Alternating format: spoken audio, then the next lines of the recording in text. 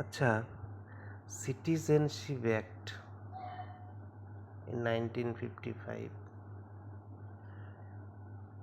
এই citizenship act 1955 provides for acquisition.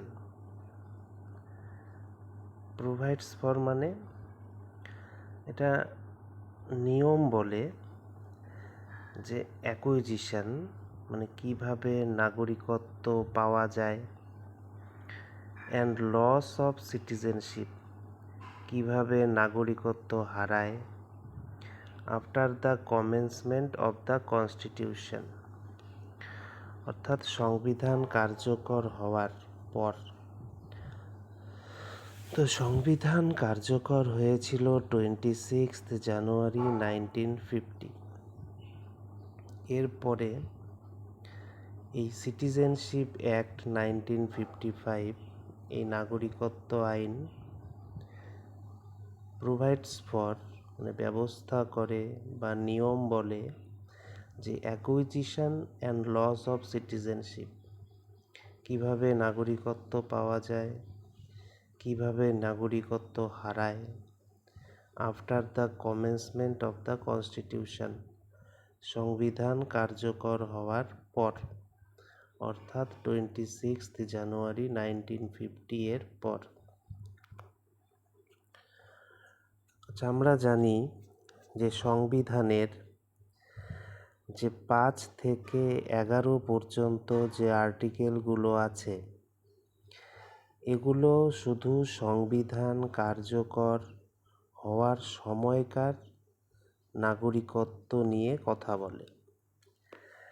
আমরা যে আর্টিকেলস 5 টু আর্টিকেলস 11 পড়েছি সেটা শুধুমাত্র এটাও নাগরিকত্ব নিয়ে কথা বলে, কিন্তু কোন সময়কার নাগরিকত্ব নিয়ে কথা বলে? ওই 26 জানুয়ারি 1950 অর্থাৎ সংবিধান কার্যকর হওয়ার সময়কার নাগরিকত্ব নিয়ে কথা বলে। আর 26 জানুয়ারি 1950 এর পরে নাগরিকত্বের নিয়ম কি হবে সেটা নিয়ে সিটিজেনশিপ অ্যাক্ট 1955 এর যে রুলস সেই রুলস অনুযায়ী নাগরিকত্বের নিয়ম চলবে। তো বলছে যে দিস অ্যাক্ট মানে এই সিটিজেনশিপ অ্যাক্ট 1955 প্রেসক্রাইবস 5 ওয়েস, 5টা উপায় প্রেসক্রাইব করে to acquire citizenship in India, যে ভারতে নাগরিকত্ব অর্জন করতে গেলে 5টা পদ্ধতি আছে, 5টা উপায় আছে। তো 5টা কি কি?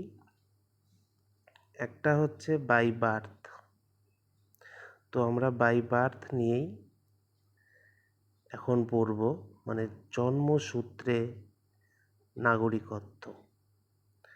তারপরে আমরা পড়ব বাই ডিসেন্ট মানে বংশসূত্রে নাগরিকত্ব। তারপরে পড়ব বাই রেজিস্ট্রেশন নিবন্ধনের মাধ্যমে নাগরিকত্ব। তারপরে পড়ব বাই ন্যাচারালাইজেশন স্বাভাবিকীকরণের মাধ্যমে নাগরিকত্ব। তারপরে 5 নম্বর হচ্ছে বাই ইনকর্পোরেশন অফ টেরিটরি, নতুন যদি কোনো অঞ্চল ভারতের সঙ্গে যুক্ত হয় তাহলে কিভাবে নাগরিকত্ব পাওয়া যায়। তো প্রথমে আমরা বাই বার্থ বা জন্মসূত্রে নাগরিকত্ব নিয়ে আলোচনা করব। তো বাই বার্থ বা জন্মসূত্রে নাগরিকত্ব আলোচনা করতে গেলে 3টা টাইম পিরিয়ড বা 3টি সময়কাল মনে রাখতে হবে। প্রথম সময়কাল কোনটা? যে ডেট অফ বার্থ। এখানে ডেট অফ বার্থের কথা বলেছে, যে 26 জানুয়ারি 1952, 1 জুলাই 1987। 26 জানুয়ারি 1952, 1 জুলাই 1987। অর্থাৎ যদি কোনো ব্যক্তি এই 26 জানুয়ারি 1950 থেকে 30 জুন 1987 এর মধ্যে ভারতে জন্মায়, কারণ 30 জুন কেন বলা হলো, কারণ তারপরেই জুলাই মাস শুরু। তাহলে 26 জানুয়ারি 1950 থেকে 30 জুন 1987 এর মধ্যে ভারতে জন্মায়, তাহলে সে স্বয়ংক্রিয়ভাবে ভারতের নাগরিক হবে। তো এটাই লেখা আছে এভাবে যে a person born in India during this period, একজন ব্যক্তি যদি ভারতে এই সময়কালের মধ্যে জন্মায়, শ্যাল বি এ সিটিজেন, একজন নাগরিক হবে, irrespective of the nationality of their parents. Irrespective of the nationality of their parents মানে যে তার বাবা মায়ের নাগরিকত্ব ছিল কি না সেটা এখানে বিবেচনা করা হবে না, বা তার কোনো এখানে গুরুত্ব নেই। যে ব্যক্তি ভারতে 26 জানুয়ারি 1950 থেকে 30 জুন 1987 এই সময়ের মধ্যে জন্মেছে, সে ভারতের নাগরিক হবে। এখানে এটা ম্যাটার করে না যে তার বাবা মা ভারতে জন্মেছিল কি না, বা তার বাবা মা ভারতের নাগরিকত্ব ছিল কি না। অর্থাৎ এই সময় জন্মালেই সে নাগরিক। তার বাবা মা ভারতীয় হোক, নেপালি হোক, বাংলাদেশি হোক, আমেরিকান হোক, যাই হোক না কেন, কোনো সমস্যা নেই। এবার দ্বিতীয় সময়কাল কি, ডেটটা বলছে অন অর আফটার 1 জুলাই 1987। অর্থাৎ এই 1 জুলাই 1987 এর পর জন্ম হলে আগের নিয়ম আর থাকবে না। কি লেখা, যে a person born in India on or after this date shall be a citizen if either of their parents is a citizen of India at the time of their birth. বলছে পারসন বর্ন ইন ইন্ডিয়া, ভারতে একজন ব্যক্তি জন্মালো, on or after this period, হয়তো 1987 1 জুলাইতে জন্মেছে, অথবা 1987 1 জুলাইয়ের পরে জন্মেছে, শ্যাল বি এ সিটিজেন, সেও নাগরিক হবে, if either of their parents, যদি বাবা অথবা মা দুজনের মধ্যে একজন is a citizen of India, ভারতের নাগরিক হন, তাহলে at the time of their birth মানে সন্তানের জন্মের সময় বাবা অথবা মা যদি কেউ একজন, দুজনের মধ্যে একজন ভারতের নাগরিক হন। অর্থ কি, যে এখন শুধু ভারতে জন্মালেই হবে না, বাবা অথবা মায়ের মধ্যে অন্তত একজন ভারতীয় নাগরিক হতে হবে। আচ্ছা, তৃতীয় সময়কাল বা থার্ড টাইম পিরিয়ড বলছে, ডেটটা বলছে অন অর আফটার 3 ডিসেম্বর 2004। অর্থাৎ 2004 সালের ডিসেম্বরের 3 তারিখ থেকে নিয়ম আরও কঠোর করা হয়েছে। এরকম এ person born in India after this date shall be a citizen if both of their parents are Indian citizens। বলছে যদি একজন ব্যক্তি ভারতে জন্মায় এই ডেটটার পরে 3rd ডিসেম্বর 2004 এর পরে,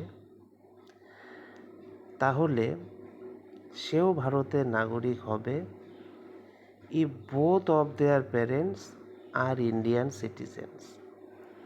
কিন্তু এক্ষেত্রে শর্ত হচ্ছে তার বাবা অথবা মা দুজনকেই ভারতীয় হতে হবে, তাহলেই সন্তান ভারতীয় নাগরিক হবে। or if one of their parents is an Indian citizen।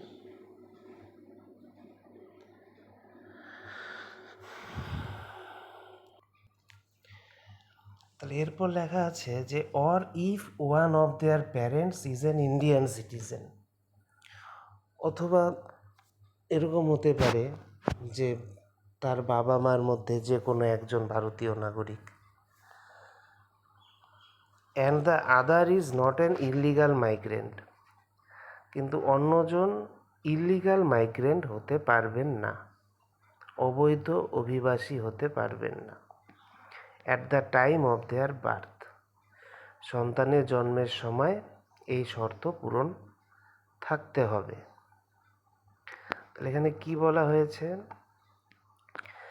যে একজন ব্যক্তি যদি 3rd ডিসেম্বর 2004 এর পরে ভারতে জন্মায় তাহলে তার বাবা মা দুজনকেই ভারতীয় নাগরিক হতে হবে সেই সন্তানের জন্মের সময়ে, অথবা বাবা বা মায়ের মধ্যে একজনকে ভারতীয় নাগরিক হতে হবে, আরেকজনকে ইলিগাল মাইগ্রেন্ট হওয়া চলবে না সন্তানের জন্মের সময়। এই শর্ত যদি পূরণ করে তাহলে সেও ভারতের নাগরিক হবে। এবার ইলিগাল মাইগ্রেন্ট কি? ইলিগাল মাইগ্রেন্ট হচ্ছে যে বৈধ কাগজপত্র ছাড়া ভারতে প্রবেশ করেছে, অথবা বৈধ ভিসার মেয়াদ শেষ হওয়ার পরেও ভারতে থেকে গেছেন, এরা হচ্ছে ইলিগাল মাইগ্রেন্ট। তাহলে আমাদের টাইম পিরিয়ডটা একটু মাথায় রাখতে লাগবে যে 26 জানুয়ারি 1950 থেকে 1987 30 জুন অবধি, এই সময় যদি কেউ জন্মায় শুধু ভারতে জন্মালেই সে ভারতের নাগরিক। 1 জুলাই 1987 থেকে 2 ডিসেম্বর 2004, 1 জুলাই 1987 থেকে 2 ডিসেম্বর 2004 এর মধ্যে যদি কেউ জন্মায় তাহলে বাবা বা মায়ের মধ্যে একজন ভারতীয় নাগরিক হতে হবে। আর যদি 3rd ডিসেম্বর বা তারপরে 3rd ডিসেম্বর 2004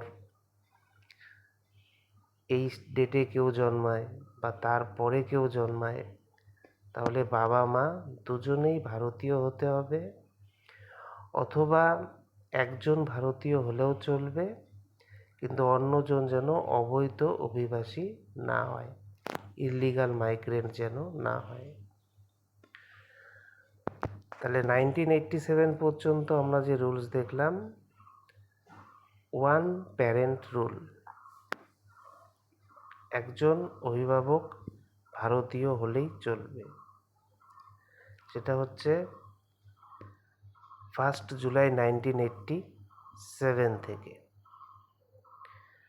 আর 2004 কি দেখলাম যে ইলিগাল মাইগ্রেন্ট রুল, অন্য অভিভাবক যদি অবৈধ অভিবাসী হয় তাহলে নাগরিকত্ব মিলবে না।